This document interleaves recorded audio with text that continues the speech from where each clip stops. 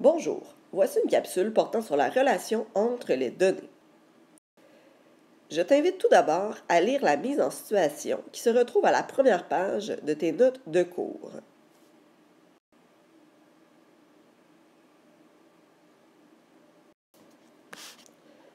On dit qu'il y a une relation entre deux quantités lorsqu'un changement de l'une entraîne un changement prévisible de l'autre quantité. Ce lien peut s'exprimer de plusieurs façons, soit avec des mots, une table des valeurs, une règle, un graphique, etc. Il existe deux types de variables dans une relation. La variable indépendante prend des valeurs arbitraires. Elle est souvent désignée par la variable x et est appelée l'abscisse. Dans la mise en situation, moins 50 degrés Celsius sous les tropiques, la variable indépendante est l'altitude. Nous allons voir ce qu'est la variable dépendante et ensuite je vous expliquerai pourquoi l'altitude est la variable indépendante. Donc, la variable dépendante prend des valeurs selon les valeurs données à la variable indépendante. Elle est souvent désignée par la variable y et elle est appelée l'ordonnée.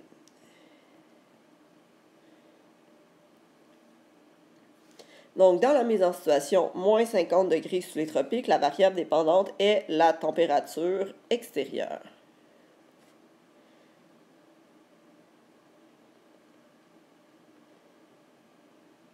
Donc, si nous regardons un petit truc, il suffit de lire la phrase suivante de deux façons différentes et de choisir la plus logique. Donc, dans un premier temps, il faut déterminer quelles sont les deux variables. Dans ce cas-ci, dans notre mise en situation, on nous disait que plus l'altitude augmente, plus la température extérieure diminue.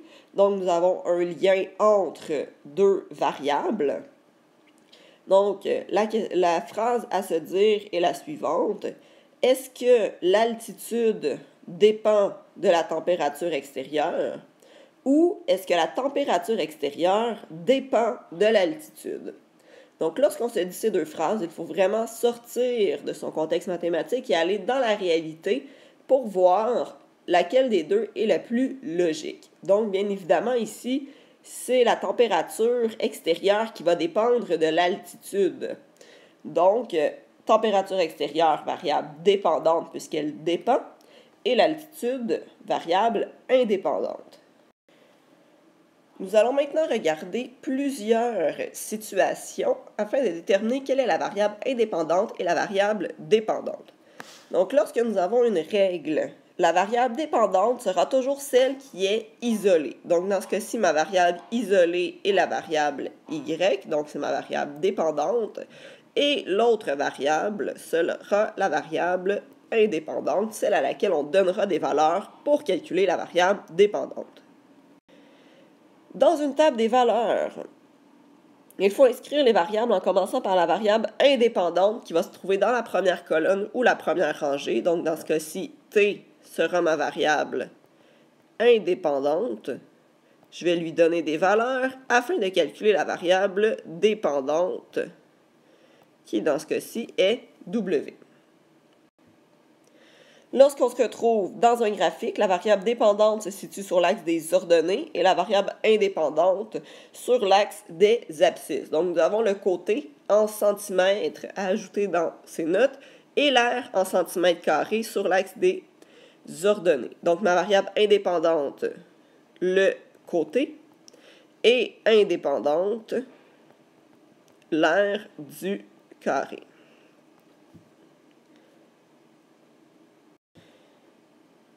Et finalement, je regarderai trois contextes en mots avec vous. Donc, le salaire d'un plombier qui est payé selon le nombre d'heures de travail. Donc, nous avons ici deux variables. Nous avons le salaire d'un plombier et nous avons le nombre d'heures de travail. Donc, ce sont deux informations qui peuvent varier.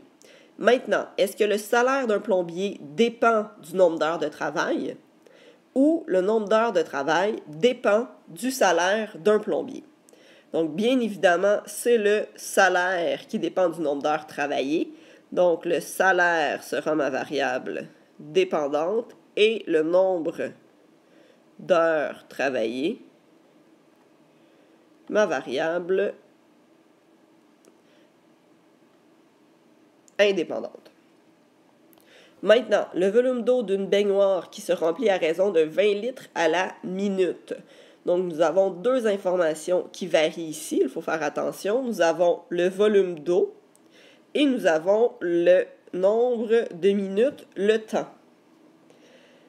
Donc, ici, est-ce que le volume d'eau varie selon le nombre de minutes écoulées ou le nombre de minutes écoulées varie selon le volume d'eau? Donc, le volume d'eau dépend du nombre de minutes. Donc, volume d'eau pour notre variable dépendante et le nombre de minutes, notre variable indépendante.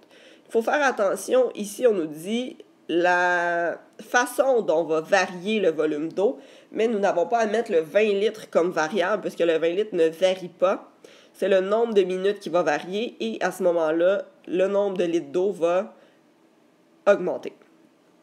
Et finalement, dernier exemple, nous avons le réservoir d'essence de vos parents est endommagé et avec le temps, une certaine quantité d'essence est gaspillée. Donc, avec le temps, on nous dit que le temps va varier et qu'une certaine quantité d'essence est gaspillée. Donc, nous avons nos deux variables. Maintenant, est-ce que le temps dépend de la quantité d'essence gaspillée ou est-ce que la quantité d'essence gaspillée dépend du temps? Donc, c'est bien entendu la quantité d'essence gaspillée qui dépend du temps écoulé.